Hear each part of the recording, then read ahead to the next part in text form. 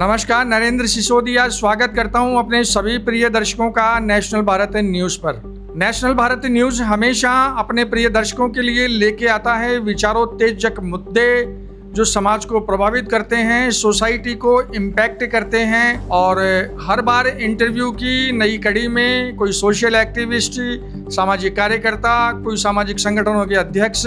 तो आज हमारे बीच में आए हैं एक युवा जैन जी आकाश गोठवाल, जो सोशल एक्टिविस्ट भी हैं और मुखर होकर, सजग होकर और एक्टिव मोड में सामाजिक सरोकारों पर अपनी बात को व्यक्त करते हैं, प्रॉपर ढंग से एक्सप्लेन करते हैं। तो सबसे बड़ी बात है, आकाश गोठवाल जी, मैं स्वागत करना चाहूँगा आपका नेशनल भारत न्यूज़ पर। और ये जो मुद्दा चल रहा है आज के टाइम में, रिजर्वेशन रिफॉर्म, यूजीसी एक्ट, आज इन्हीं मुद्दों को लेकर जो जैन जी को रिप्रेजेंट करते हैं भाई आकाश गोठवाल, रिजर्वेशन रिफॉर्म का जो मूवमेंट चल रहा है, जंतर मंतर पे चल रहा है, काफी लोग उस पे एकत्र हो रहे हैं। 17 तारीख से शुरू है और उद्वेलित है सारे समुदाय, जिसमें स्वर्ण समाज भी है, अन्य समुदाय भी है। तकरीबन पूरे देश में ही ये मुद्दा जोर शोर से जैन जी उठा रहा है, सर्व समाज के भी उसमें पार्टिसिपेशन है।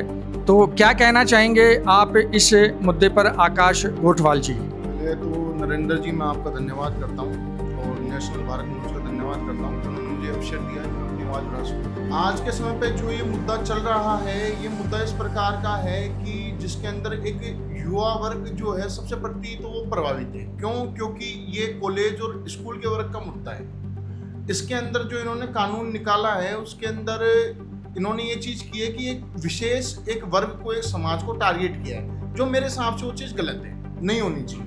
क्योंकि आज के समय पे जो ये भारत है वो किसी धर्म जाति को नहीं मानता।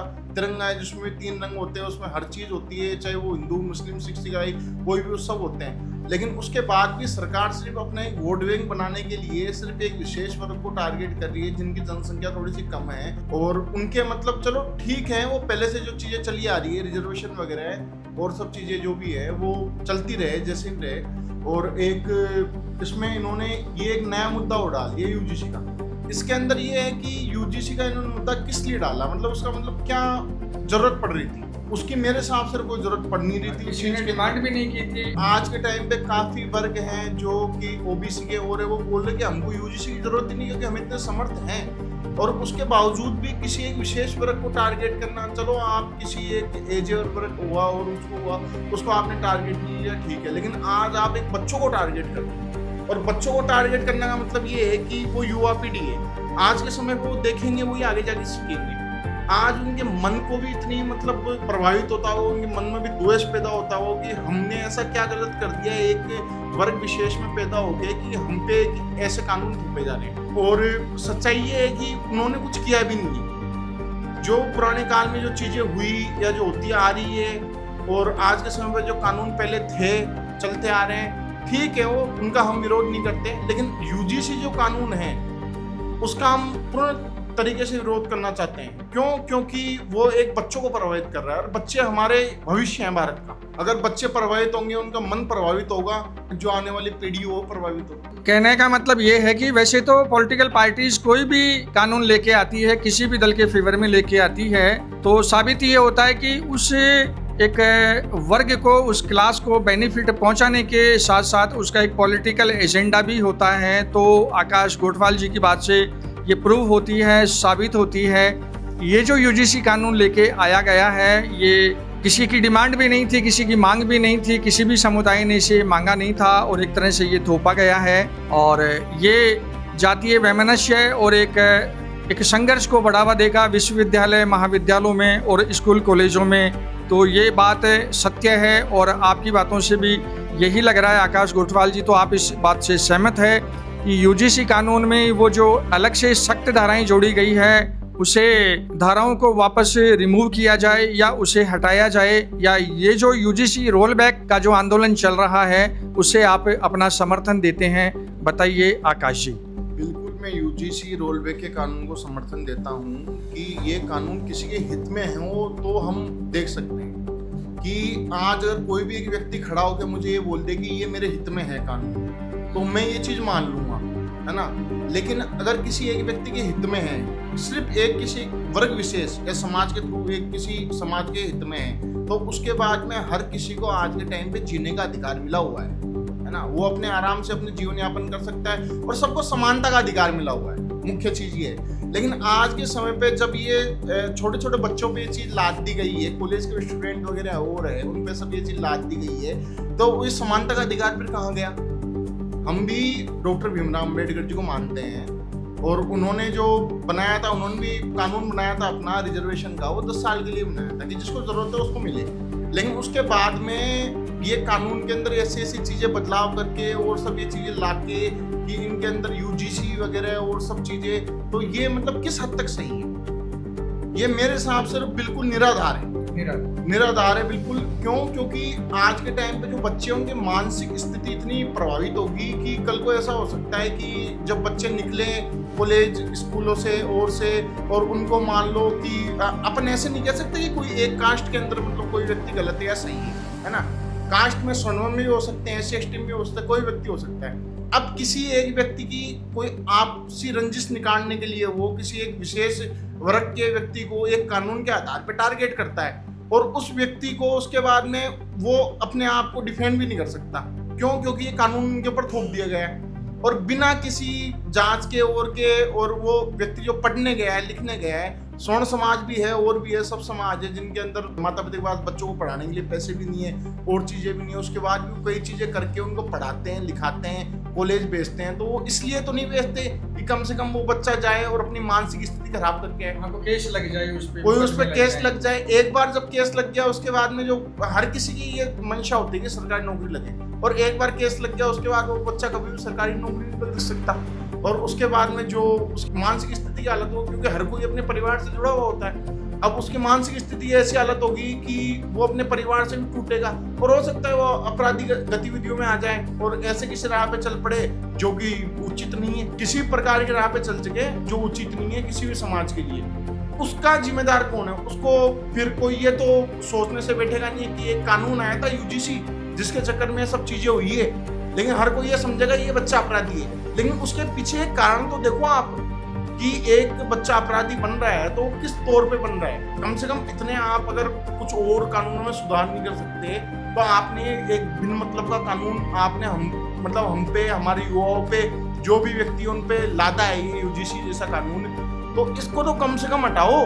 जब हर जगह इसका विरोध चल रहा है, स्वर्ण समाज ही नहीं, इसमें OBC समाज में विरोध चल रहा है, जाट गुजर वगैरह भी इसका सब मेरे भाई बंदे खूब वो बोलते हैं, हम इसे समर्थन नहीं करते कि हम इतने कमजोर नहीं है, घर से भी सब समर्थते हैं, हर चीज से समर्थते हैं और हमको ऐसे कोई कानून की आवश्यकता नहीं है, हम खुद का बचाव खुद कर सकते हैं। तो उसके बावजूद भी जबरदस्ती किसी एक समाज को मुद्दा बना के या जिसकी जनसंख्या कम है उसको मुद्दा बना के और एक कानून पे थोपना, ये नहीं देखना कि हम कानून किस पे थोप रहे हैं, बच्चों पे थोप रहे हैं, किस पे थोप रहे हैं। अब बच्चों पे कानून थोप चुका। अब आज के टाइम पे अगर कोई युवा है वो कॉलेज स्कूल जा रहा है और उसके बाद में कल को उसके साथ कोई ऐसी प्रतिक्रिया हो रही है कि वो गलत रास्ते पे चलने पे मजबूर हो, तो उसकी जिम्मेदारी कौन लेता? सरकार लेती है उसकी जिम्मेदारी। तो ये जो जैन जी युवा हैं आकाश गोठवाल जी, इनके कहने का मतलब है कि ये कानून थोपा गया है, किसी भी समुदाय ने इस कानून को मांगा नहीं था, किसी ने डिमांड नहीं की थी। और छात्रों के बीच में जो एक विद्या की पवित्र स्थली होती है, यूनिवर्सिटीज होती है, कॉलेजेस होते हैं, PG कॉलेजेस होते हैं, स्कूल कॉलेजेस होते हैं, वहाँ छात्रों के अंदर एक वैमनस्य फैलाने और अपनी पॉलिटिकल स्ट्रेंथ को मजबूत करने के लिए ये कानून लाया गया है। एक आकाश गोठवाल जी, मैं आपसे ये पूछना चाहूँगा कि रिजर्वेशन रिफॉर्म, आरक्षण में संशोधन के आप कितने हिमायती हैं और क्या आप इस चीज से संतुष्ट हैं कि आज आरक्षण लागू हुए 79 से 80 वर्ष हो गए और उस आरक्षण का जो मूलभूत फायदा है, जो मोटिव है उस आरक्षण को लागू करने का, जो बाबा साहब डॉक्टर भीमराव अंबेडकर साहब ने लागू किया था, जो भारत रत्न थे हमारे देश के, उनका भी यही मोटिव था कि जो दबे कुचले वंचित पीड़ित लोग हैं, जिन्हें बरसों से एक मेन स्ट्रीम से दूर रहे, मुख्य धारा से दूर रहे, उन्हें इस आरक्षण का फायदा मिले। SC ST समुदाय के अलावा उन्होंने एक इसमें शब्द और जोड़ा था, गरीब समुदाय। और शुरुआत के 10 साल उन्होंने इसके लिए कहा था कि 10 साल के लिए आरक्षण दिया जाए। आज 80 साल आरक्षण देते हुए हो गया है सरकारों को, उन समुदायों को जिनके लिए आरक्षण लागू है। तो क्या अपना कॉन्स्टिट्यूशनल मोटिव ये पूरा कर सका है या उस समुदाय तक भी ये फायदा पहुंचा है कि जो वास्तव में एलिजिबल हैं, जो पात्रता रखते हैं, जो जिन तक वास्तव में जरूरत है। एक जरूरत होता है, एक जरूरतमंद होता है। जरूरतमंदों तक इस कानून का फायदा अभी तक पहुंचा है क्या? इस बार और पहुंचा नहीं है तो क्या वजह है? और आरक्षण में संशोधन का और आरक्षण किस बेस पे दिया जाए, किस आधार पे दिया जाए, ये जरा आप स्पष्ट करें आकाश भाई। मेरा इतना कहना है कि हम आरक्षण का विरोध नहीं करते 1%, लेकिन हम जातिगत आरक्षण का विरोध करते हैं। जातिगत आरक्षण का हम इसलिए विरोध करते हैं कि आज के समय में जो पहले से जो रीति रिवाज चले आ रहे हैं और उनके आधार पे कई ऐसे हैं जो आज के समय पे रिजर्वेशन के आधार पे IPS IAS बन चुके हैं और उनकी पीढ़ी भी है, वो भी उस चीज़ का फायदा उठा रही है आज के समय पे। क्यों? क्योंकि जो उनके ही खुद के ही कास्ट के जो लोग हैं उनको ये मौका नहीं मिल पा रहा, उनको दबाया जा रहा है। क्यों? क्योंकि वो उठ नहीं सकते आज के टाइम पे, है ना।